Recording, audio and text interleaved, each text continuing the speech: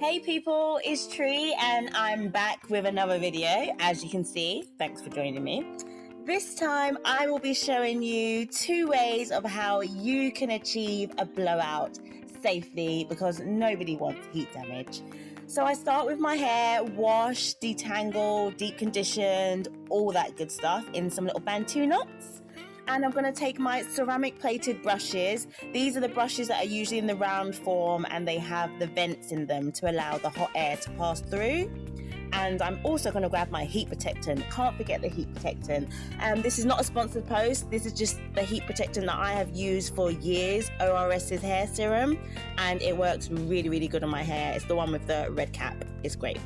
And I'm just taking the standard blow dryer, nothing fancy, just from the hair shop. And it comes with the 2 attachments, just the standard ones. So let's start with method 1, tension method. So I'm just unraveling my hair at the moment. It's still a bit damp. It's always good to start in sections, by the way, just to be easier to manage. And what I'm just going to do, I'm going to hold my hair out, as in literally stretch it, and pass the hairdryer through. So up and down in the similar motions, and just holding it about, I don't know, a few centimeters away. And I've also got it on a medium heat, in case you're wondering. So I move the blow dryer sort of in a vertical motion along my hair, and this just allows the hair to dry and stretch without over manipulating or using excessive amount of heat.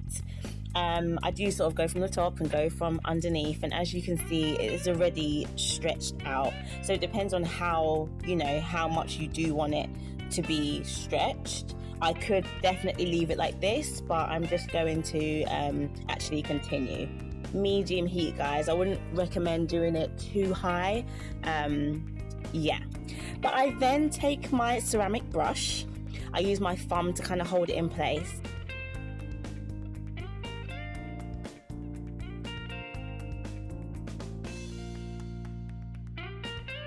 So I'm actually twisting the brush as I'm passing the hairdryer over my hair. I do tend to hold it at the ends quite a bit, just so it actually stretches out as much as possible. And throughout the whole process, I keep it on a medium heat. So I'm just going to take my second brush. I'm not too sure why I have 2. I think I just got carried away. And during this video, I was just actually trying to see which brush works best. So that's just a little experiment on my part. Just ignore it. 1 is totally fine. You don't need to go out and buy 2. And I did find that this brush definitely works best for me. I think it's got like the bristles on it and it works quite well. So I think I'm going to stick with this one. So I proceed with the same technique. I do find it can be a bit tricky at the back, but it's something that it takes practice, and I'm not a hairdresser, but just keep practicing and you'll get it. Once I've finished with a section, I just roll it up as if I'm like a little pin style, and that's exactly what I do. I just pin it up just so that it's out of the way and I don't just keep going over a same section. So I then just go and repeat that throughout the rest of my hair, and as you can see, there's some beautiful, beautiful curls forming. I will just continue doing it and it really leaves a nice shine. I think that's what I really like about this method, is that a lot of the moisture is still locked in. You can really see the shine from how it looks. So definitely give this a go. You'll definitely probably have to practice a few times with the brush, but as you can see, it's giving me some lovely, lovely results. I've got the nice bounce there. It looks nourished. I'm totally happy. Loving it, darling. So let's move on to the second method, shall we? Which is using the tooth comb. This is probably one that we are all familiar with when we was a child. So I just pass the hairdryer with the attachments through my hair as standard. I'm sure you've all seen this. I'm sure you've all had to do this yourself. I do usually go from different angles. So as you can see, I'm going from the top down at the moment.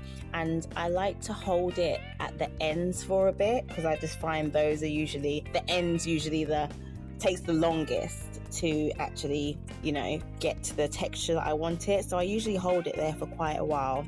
And I also sometimes go in with my Denman brush.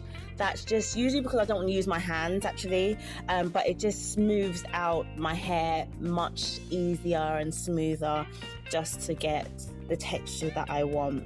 So I then twist my hair up again because it's in sections. I don't want to go over and manipulate my hair too much. And I just repeat this throughout my hair. This one's pretty self-explanatory. And, you know, I do feel like it keeps the moisture in, not as much as the tension method. The tension method definitely keeps locks in that moisture much more. But this one, I would use this technique, you know, maybe if you don't have that much time on your hands. I usually use this if I'm just trying to do something a bit quickly, and also if I don't want it to be too straight. And as you can see, here are the results. So it still has the shine. I don't think it has as much of a shine as the tension method, but it gets the job done. It's sort of much quicker, and I always recommend, you know, sort of twisting it up afterwards, which gives you a lovely shape like this. I never really blow dry my hair so that it's straight, otherwise I'll use a straightener. So those are just 2 techniques that you can use to blow dry your hair, and I'm sure you can see the difference. I do actually love both of them. It really does depend on what you have time for. As I said, the tension method does take a bit longer, but they are both looking cute, they're both looking good, and they are safe, and they won't create any heat damage as long as you practice it safely. Thanks for watching, guys. Take care. Bye.